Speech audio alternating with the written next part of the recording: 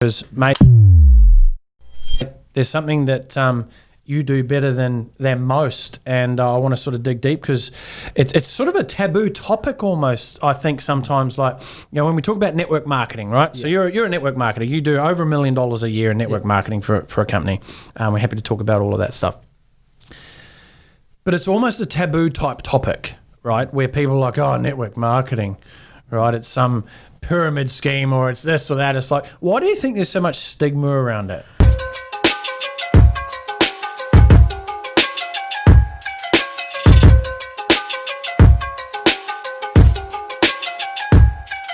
Welcome to another episode of the Brett Campbell Show. Coming out with some heat there. That was quite fast. If you type the how many words per minute that I speak, you'll probably pick up a lot, I reckon. I just had a coffee, so things are going pretty well here. Got the amazing Craigie Schultz, mate. Thanks for joining me in the studio. Welcome. It's great to be here. You'd think this is our first podcast ever. We actually just filmed a 2-hour podcast for Craig. And we're talking about a lot of deep things, a lot of deep conversations, quite personal and so forth. And we've just had to have a bit of a transitional change because Craig's just flown up from Melbourne.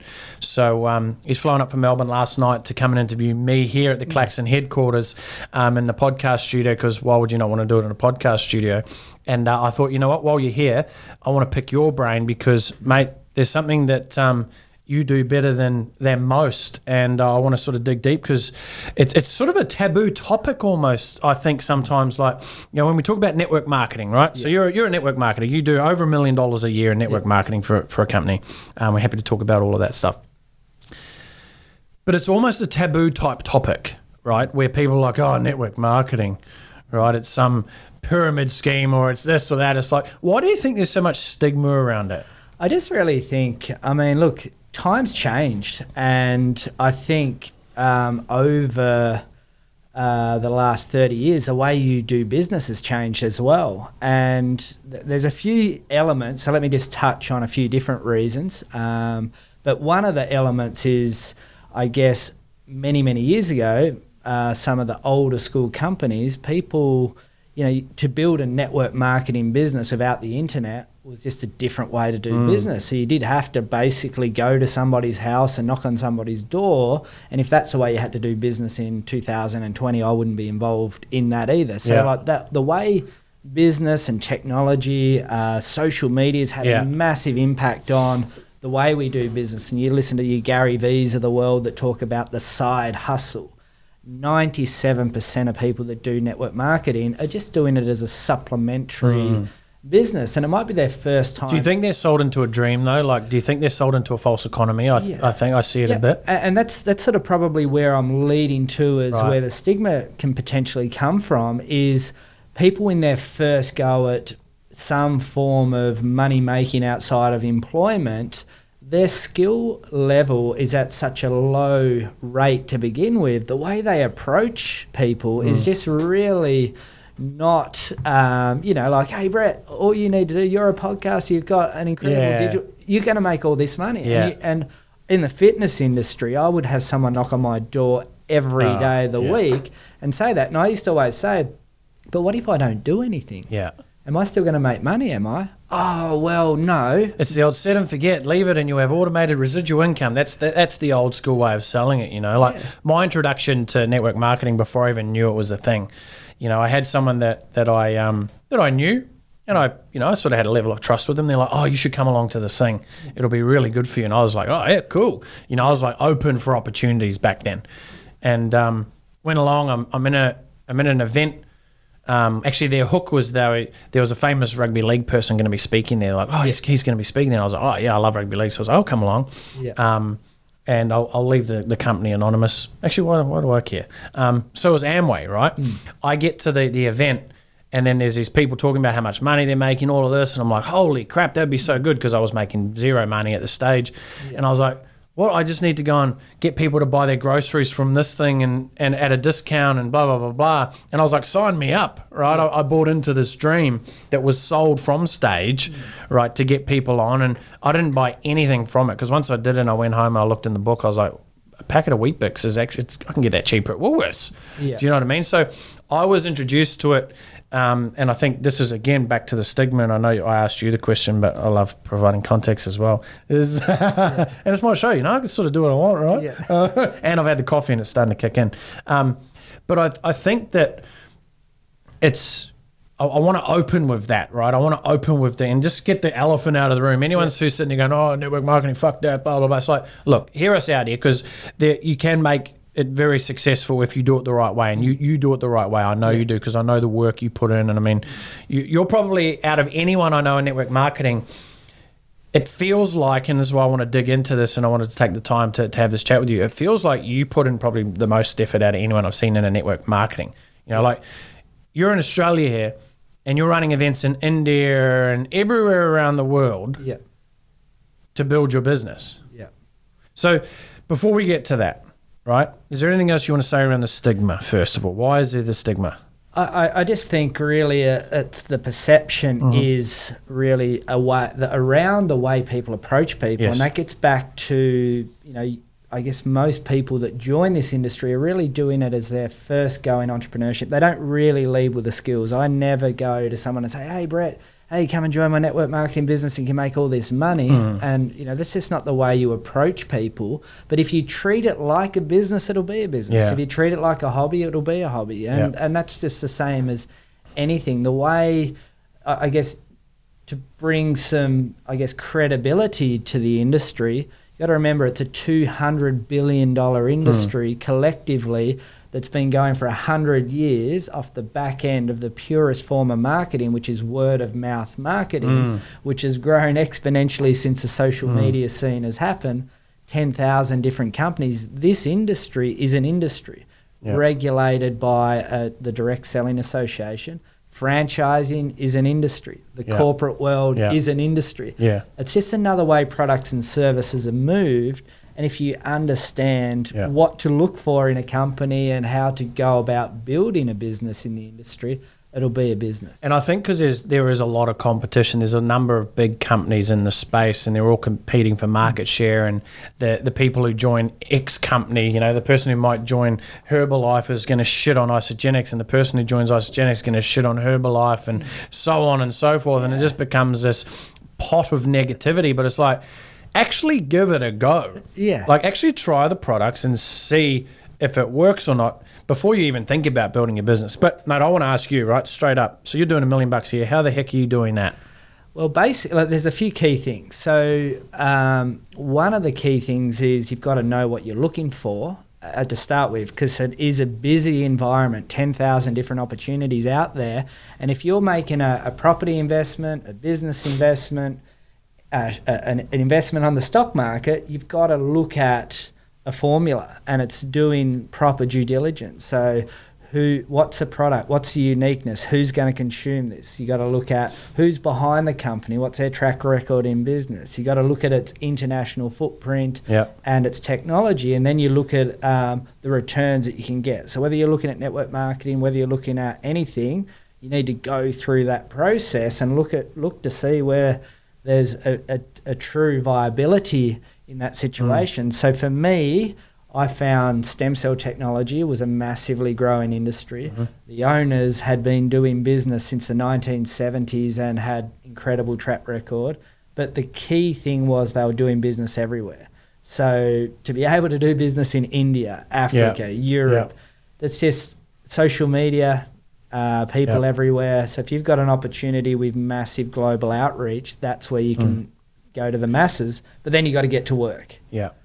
So tell us the company that you're working with, that you're a part of, and then what did the first 6 months look like for you in this space? Well, and how long ago was this? Because we could sit here and go, you're doing $1 million a year. How you've been in it for a number of years, right? Yeah. You didn't just start last week and all of a sudden, here we go. No. So Genes Global, they've been around for 10 years in business. They do around $1.5 billion a year now. I joined the company in 2011 on their second year in business, and they were looking to launch into Australia and doing $65 million. So, for me, I was looking at... Early adopter. Yeah, I was an early adopter, but in this instance, because of the owner's track record in business, Right. they didn't have any investors or the money behind them. They'd already built business into 200 countries.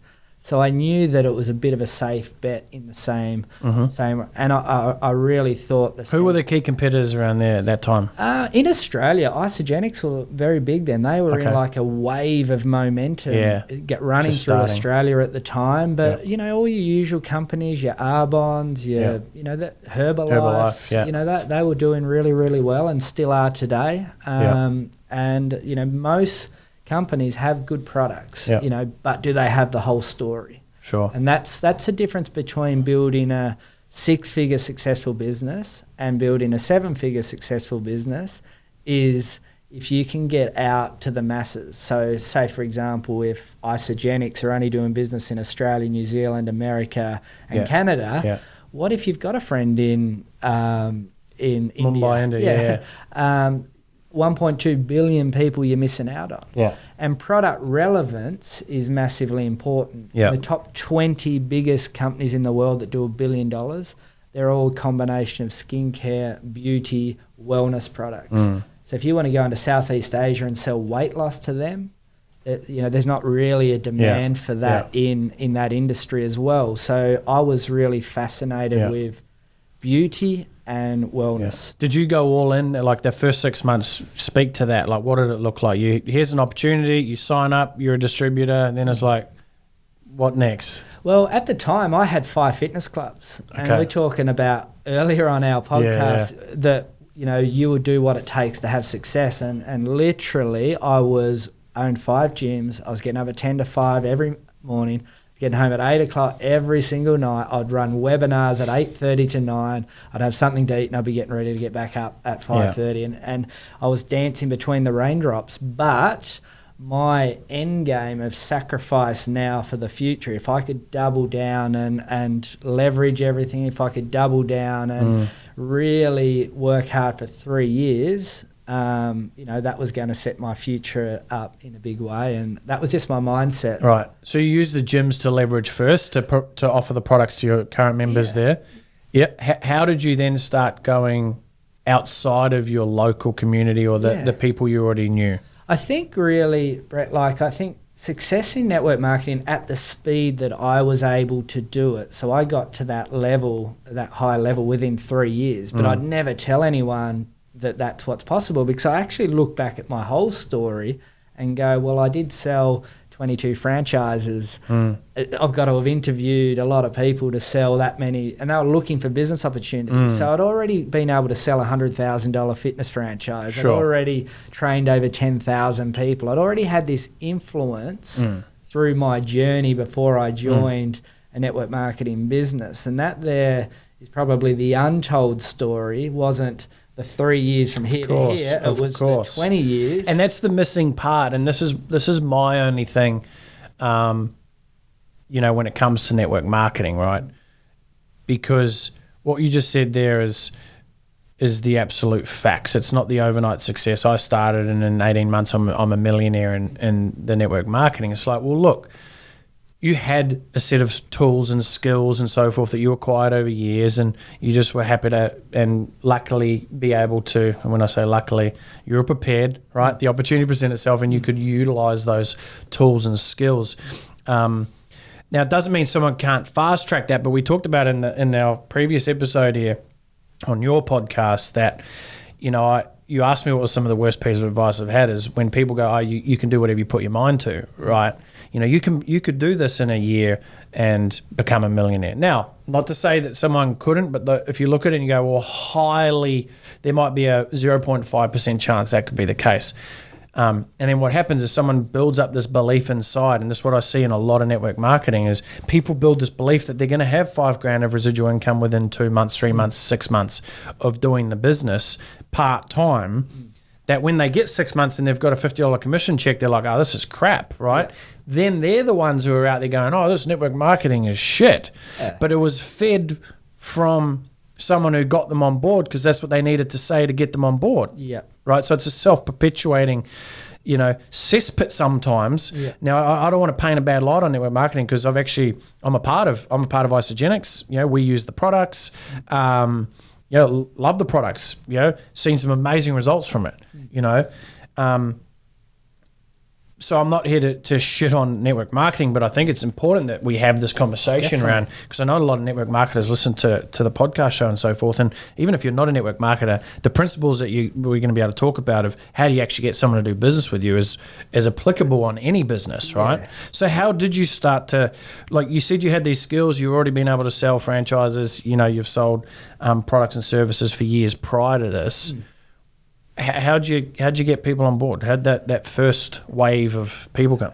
My initial, and I always have this conversation with every single person, if you don't have belief in what you're doing, if you don't, as I've heard you say before, if you are not prepared to get on the couch with Oprah and stand up and yell to the world that these are the best products for beauty, health, wellness that I know of at the moment at a good price, you're in the wrong game. Yeah. When somebody, and I just want to rewind a little bit because you said something to me that does irk me a little bit when people say that, and they might get 6 months into their business and they might have earned $200 for the week, for example. I say, well done, you're in profit. When I started my first gym, first 6 months, I was still 20 grand a month behind. Yeah. So congratulations, because perspective. In network marketing, you have a product created for you, you have a back end, you have a website, you have fulfillment done for you, you have new products being developed for you, you have all of zero overhead.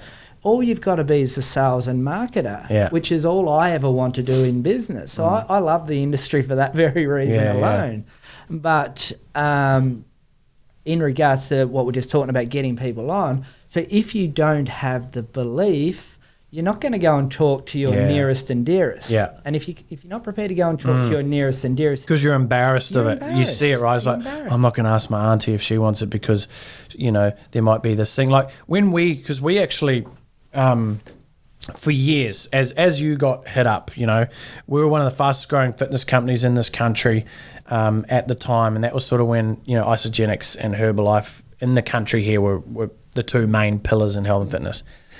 Without a shadow of a doubt, I would have had at least 400 personal trainers go, Brett, this will change your life, bang, bang, because we had a big audience. Yeah. Like, I joke around that, like, we could have come out with a branded toothpick and we would have sold them out, right? Yeah. Because we have influence and we were able to promote and deliver products. And that was because what we're delivering, we believed in. That's I want to highlight this and put a big neon sign above it, right? Because people will skip past. It's like, yeah, of course I believe it. No, you don't. You have to actually viscerally believe that what you have got is worthy enough, in your words, in my words, of jumping on Oprah's couch, right? Yeah. That is important, man. If you don't believe it and you're embarrassed because of whatever stigma, you need to bust that stigma. So when we sort of came out, because we were, and I put my hand up, we were sort of anti that. Because I just when I say anti, we were anti-network marketing because it just simply had nothing to do with the product itself, really. It was all to do with the feeling that I'd had by just being bombarded by people, slimy, sleazy, done the wrong way, unethical. I'm like, this is not good. The industry's terrible, right? I made an assumption, right? I put my hand up for that. And, of course, we had our own supplement range. So I was like, why would I promote that supplement when we've got our own supplement range, which was different. It wasn't like meal replacement type scenario. It was sports performance, right? Until I actually, took a bit of humble pie and I said, you know what, before I even promote any of this stuff, I'm actually going to try it. And I literally tried it and I did a 30-day starter. And on day one actually 2 days prior to day one, we took our team out to bounce, right, the trampolines. And I fractured my foot. And I was like, oh my gosh, I was planning on starting exercise and this program on Monday. But I was like, you know what, I've got the product there, I'll just try it anyway. I didn't even exercise for 30 days, but I lost like 6 kilos or something. I was like, wow. And I felt great. I was like, oh my God, what have I been doing and saying to myself, right? It gave me belief in it. There's people out there who are selling shit, they're just doing it for the money. That's it. Yeah. You can't just do it for the money. Don't get me wrong. I love money. You love money. We love money. Everyone loves money. I'm yet to meet someone when I say, hey, do you love money? They go, no, I don't like it. So everyone loves money. Yeah. But you have to have what you just said, man. And I hope this little 3-minute rant here circles back to you have to have the belief before you do anything. Whether you're in business or network marketing business or anything. In a relationship, you don't believe the relationship's going to last. It ain't going to last because you're going to subconsciously sabotage the crap out of that. So basically, we get belief. And I have that conversation with a new starter just to say, look, if you don't, we need to get over that hurdle for you to be able to move forward, because you need to be able to speak to your circle of influence, how big that is to start with. And you're going to go to them and you're just going to say, look, I've just launched a business in the health and wellness range. We've got some beauty lines. We've got some, I'd love it if you could be a customer just to help me provide some testimonials. So it's not approaching those people and saying, smash over the head with a network marketing business opportunity. You're looking for a few customers to help you with some testimonials.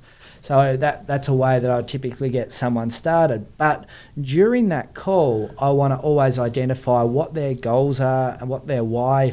If everything works out perfectly, what would your life look like in 3 to 5 years' time? The second thing, I want to audit their list. So I want them to put down every single person on paper and tell me about their relationship with them. And then I want to know their time management. Right. So I call it my 48-hour training.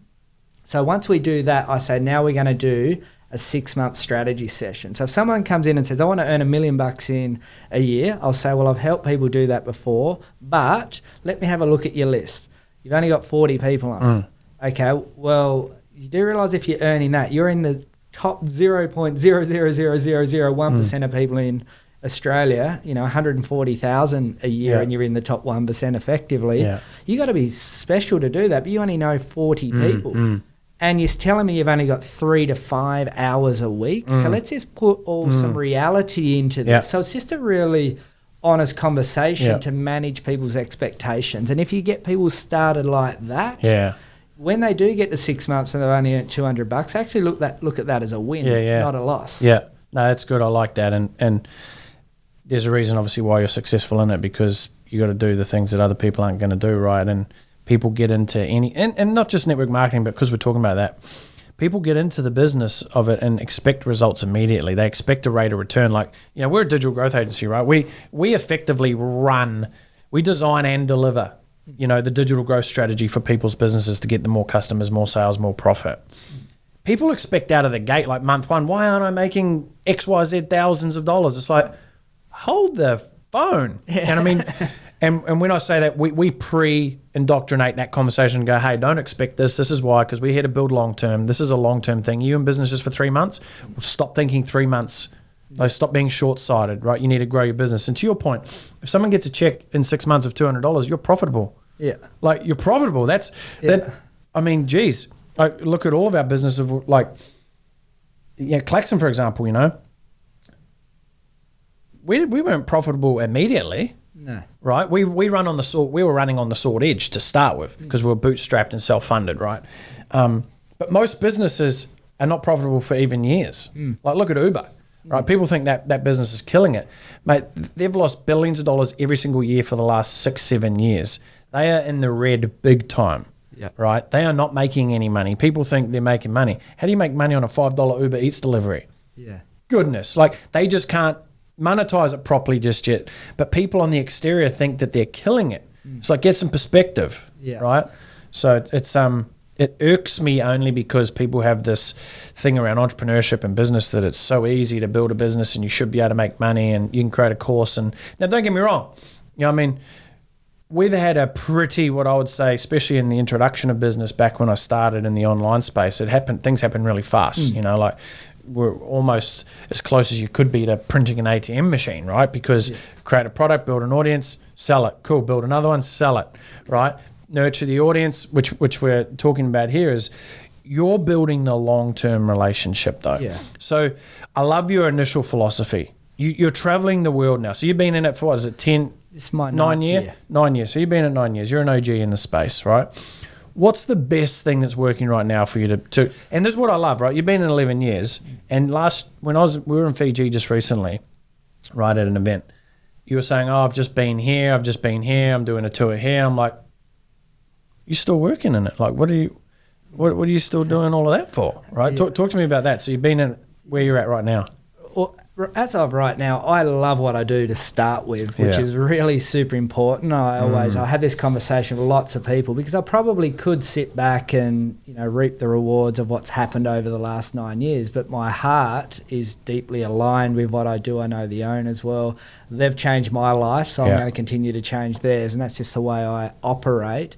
But I love the adventure. I love the fact that I can jump on a plane, fly to Lebanon, do business. I get interviewed on live TV, mainstream out to the Middle East as this e-com guru. And then I fly out of Lebanon, and then that country goes into collapse with, a disaster around their economy, and then I fly to the Philippines and I play in a charity basketball game, and then I go into Africa and I go into India. So for me, I do it a bit about Why adventure. do you go to those countries though? Like what? Tell it, what do you do when you go to those countries? I typically run big live events. So I'm out there always trying to prospect to find people, and I'll do that online. So I might look online, use the global connection that we have with everyone online now, and then I'll try and build relationships. I'll bring them into the business. I'll get them started using things like webinars and all the digital things, WhatsApps, all the tools that you can use now. Then I'll go over there and run an event, and we might get anywhere from 100 people to 2,000 people. How do you get those people? Those people there often come from their networks. So I get, that's a lot of people, man. Yeah. Do you just find they're hungrier over in these countries for opportunities, just bigger numbers? Like, I think in Australia, we're in a 25 million population. You go into India, there's 300 million rising middle class, which is more people there than in America. Yeah. So that's who don't have the stigma of network marketing. You're just trying to do this. They see an opportunity. And they're looking for an opportunity. Yeah, they're actually out there looking for an opportunity. They just want to know that it's not a scam. Yeah, like that's one of the questions and the barriers. Overcome that roadblock. You've got to go, look, this is not a scam. This is a legitimate company that's been around for 10 years. So you're having that type of conversation with someone in that type of rising middle class and the next wave. And I do remember watching James Packer on 60 Minutes talk about why he set up his casino in Macau, and he said the rising middle class of that Southeast Asian will be the biggest wealth. It'll be bigger than the internet. That's sort of what he said was his strategic business decision back around 2010, 11, 12. And I just looked at that and said, okay, my network marketing company needs to serve this group of people. Yeah. And that's I love that, man, because you're thinking like how someone should think if they're looking to grow a global company. They're not just still thinking small fry. I need 10 people in the lounge room next week so I can share this product with because it's amazing. Where did that come from though? Like it takes big cojones to go, you know what? Let's get an event on in Lebanon. Let's go over there and I'm going to speak from stage. I'm going to share the product and the opportunity, and then at the back end we're going to enroll all these people. Yeah. Where does it come from? Yeah, like what made you go? I'm going to run events in all of these countries. Typically, they always start. So I've done events in Russia, in Africa, all through Europe. All through Southeast Asia. Typically, it always starts from me having good contacts that I get started, and they're usually met. So you'll reach out to them on LinkedIn or on Facebook and just what? Build what do you say to them? What I typically say to them is I want to get them off the social media onto a phone call, and I'd actually just invite them. So how do you get in that? Let's say I'm my name's Orlando and I'm in Lebanon. It's not really a Lebanese name, but let's say I'm there. Literally, I would be saying, "Hey, Orlando." So you stalk me on Facebook. Yeah. How do you find me? Well, okay, I'll tell you two parts of the equation. Yeah. I told you I was going to ask a lot of questions. Here they come. So there's pre-2017 and post-2017. Yep. Pre-2017, I would be what I would call headhunting. So I would be looking up you on LinkedIn and say, Orlando, you're doing Herbalife in India. I'm now going to approach you, Orlando. Right. And I'm going to DM you and I'm say, hey, Orlando, I'm just about to run a live event in India, I'm looking for a few pioneers of that market. I see that you're doing Herbalife. Are you free for a 15? It's as direct Right, as so you're that. you're going to someone who's pre-existing in the space. That's a clever idea. You're not just reaching out to Orlando who washes cars at the local No. bloody car wash. No. Post 2017, which Okay, so don't do that. no, I am doing that No, I know. always. Yeah, but that of course. can be It's a a great process. idea. Like Yeah, that of can course. take time. Long time, you yeah. know. Post 2017, I've changed the game. So the way I've positioned myself worldwide now is I'm bringing innovation and world's best practice to the purest form of business word of mouth marketing. So I've sort of positioned my brand as innovating using modern day marketing, like your funnels, your Facebook advertising, building audience, providing content. I have an online show. I position a brand in that space to come across as the biggest and best person in the industry. But I've got people now 3 to 10 times a day. I'll wake up with applications filled out of people wanting to speak to me about joining me in my business. And how do you get those applications? What, Facebook ads? Send them Facebook to a ads. funnel? Really? Yeah. Right. You know what I don't like, and I'd like to get your opinion on it, is when people go, "Oh my God, I can't believe the residual check that I got this week. You know, this company's amazing," and it's very, very like, you know, it's baiting, right? It's out there for people to. And if you'd like to find out more how I did this, message me. What do you think about that strategy? Well, that's not just network marketing. I see. Well, that you're right. Amazon. Actually, yeah. I take my hand back. I've actually done that. No, but I do see, there's people that are selling Amazon courses that still use that Sure. baiting type of approach. Yeah, actually, no, I take that back. The baiting strategy, but I guess it needs to be like everything done effectively. Done effectively, not but done you've in a gotta- manipulative way. Yeah, I'm just really raw and authentic, and I Yeah. think my roots get back to growing up in a town of 1,000 people and, leaving home when I was 15. I've just always been true to myself, so I don't get online and fake stuff. Like I just, I will have that conversation and say, you know what, you've only got 40 people on your list. Are you okay that it might take you 4 years to get to 100 grand a year? Like I'd rather just be of upfront and course. honest with that sort of thing. Yeah.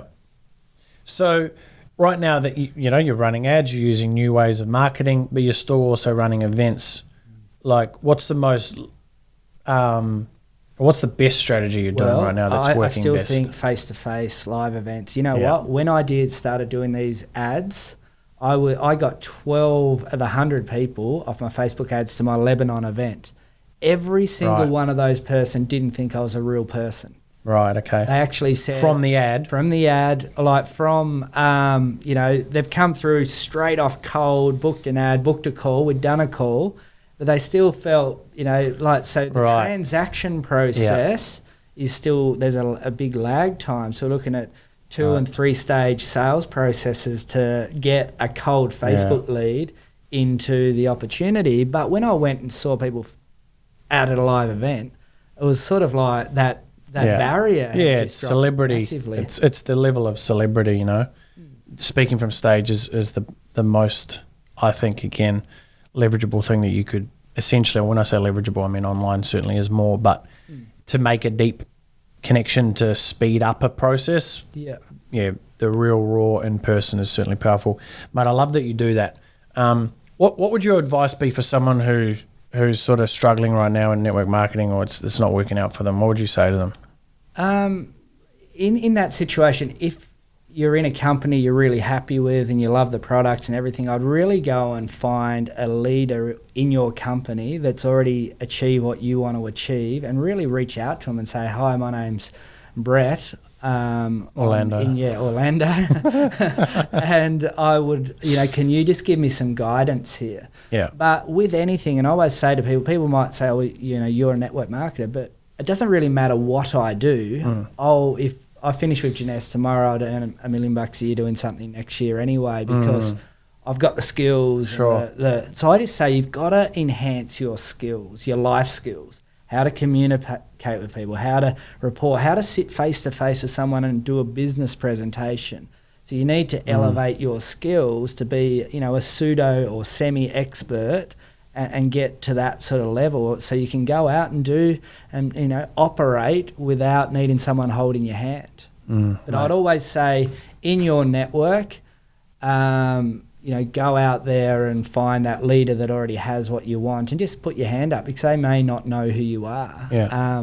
If you're not happy with the company, then, hey, that's... Find another one. Yeah, find another one. Yeah, maybe that's the reality, right? And, something that I see happen a fair few times is that someone joins a network marketing company and they think that they're locked in there forever. It's just like another job, or it's just like another business. You can change businesses. Yeah. If you no longer relate to the product, the service, or the way the company is, like anything, move to another one that you might find, important. But I think there's definite value in what you just said there, is the ability to have someone who can help coach and mentor you. And unfortunately, in a lot of businesses, network marketing businesses, if that person... people like yourself, I'm sure, like if someone in your company reached out to you, but they're not even in your downline or not even a part of your actual business, you would help them because that's the type of person you are. But you're also at a point where you don't need the money, right? Where I know I've seen it a lot, where people are starting out and their sister signed them up, but their sister actually doesn't even know how to build a business. And then, the person who really signed everyone up is like 6 levels higher, and that person doesn't have time or doesn't want to spend time with Orlando at the bottom, because Orlando's, got no idea what he's doing. And then it sort of just becomes, again, this trickle effect of someone gets in, they get hyped, and then they get deflated tires quickly. Yeah. What are your... I know you said reach out to someone in your company. Have you had people like that reach out to you that aren't in your downline, or what do you recommend to someone like that? So someone's in a network marketing thing right now, a business, and they're not getting support from the person who joined them in. Well, what's your advice to them? Well, one of the things that I've strategically done, which is I have created a content vortex, or not platform, because it's not on something, of how to educate network marketers. So I actually created a show called The Wealthy Network Marketer Show on YouTube, which is 22 episodes. And it's not me selling network marketing. It's actually me talking about how to prospect.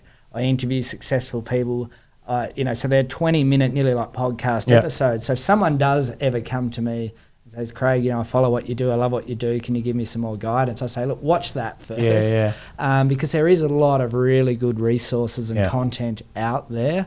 But yeah, look, I guess that person there, it is, I do see it a lot too, where they come in through their sister who just wanted a few customers and their vision was small, but they wanted more. Because a lot of these companies still have old school ways of marketing. Like when I jumped in, I'm like, oh wow, you're not even doing this. Like we could do this. We could drive funnels, like drive a webinar, get 100 people on a webinar, present it at the end. Get 10, 15 people join. It's like it's the new age of marketing, and a lot of these old companies don't have that that sort of resource available just yet, because they haven't built it into their business. I'm sure they're all working on it if they haven't got it as we speak now. But my advice to that is, if you're struggling with anything, right, anything in business, there's a thing called Google. You can Google things, right? And it seems like the simplest answer, but guess what? It's the easiest. Once I started to, so I had a web developer when I first started out in business, and I was like, I'd be emailing him questions all the time, and he'd be replying with the answers. And I said to him one day, I said, man, how do you know all this stuff? He goes, I just Google it. I'm like, oh, I can just Google it myself, right? Like the answer to any question you have is already out there. Be resourceful. Be resourceful to do it, and take personal responsibility of what you've joined and what you've signed up to. And if anything, mate, you're a true example of, if you want it to work, right, if you want to be doing $1 million a year in any network marketing business, look at the lengths that you've gone to. You'll travel around the world, go into markets you know nothing about to start with, just to spread the word. Like that's clever thinking, man. It's like, why would you go fishing in a pond that has one fish? Yeah, that's right. Head out to the big ocean, man. They're out there. Jump on a trawler and catch some marlin. But the key with that too, and your digital growth agent, the strategies, but you want to vlog it. You want people to, in the audience to go, this guy's the real deal, So I capture everything. I tell stories. I want people to see that they're not just buying the company; they're buying you. Yeah, absolutely. 100%. And on your thing about does the company have the tools, that's one of the due diligence things that I said when I'm looking. If I'm going to put my time, so to get into network marketing, it's not a big investment financially, but your time is worth more than money. So if you're going to put your time into something, you've got to get as many ducks in the row as possible. And that is one of the ducks you need to have in the row as well. Yeah, definitely. Do your due diligence. Find out where the markets are at. See where the company's sitting in the marketplace. Where's it trending? Where's it moving to? There's always stigma about any business, so don't just listen to all of it. Look at the success stories. Dig deep. Do your research. Like any business, if you're getting into anything, don't just think this is a flip of a coin and I'm just going to jump in because it's a lower barrier of entry. Do the work up front. And the thing, like I would ask, one of the good questions to ask would be how many products as a company launch in the last 18 months. You want to see if they're progressive and still innovating and still looking at growing, because every new product launch is a new business opportunity. So like we launch into hair regrowth into that space, that's a new business opportunity. Huge. There's some of the key things you should be looking at. Mate, it's been an absolute pleasure. I could talk about this for a long time. I just wanted to pick your brain for half an hour. We've gone a little bit over, but that's absolutely cool because we like to over-deliver here, don't we? Mate, absolute pleasure. Where can people find out about you, mate? If they want to search you down and go, hey, help me. So craigschultz.com, so just my name. People are going, how the fuck do I spell that? But you'll find me on all the social platforms as well. YouTube show, Wealthy Network Marketer. There'll be links all around this post. We'll put them all there. We'll put your Tinder up. No, you don't have Tinder, Merry man. I am on Tinder though. You are? Because one of my friends in South Africa is on Tinder and his profile pic has me in it. Oh, wow. There you go. I said that to my wife. We'll leave on that. We'll leave it at that. Mate, absolute pleasure. Thanks very much, buddy. Cheers, mate. You've got one shot, so take it. You live one life, embrace it. Don't let fear tie you down, it'll mess you around. You've got one shot.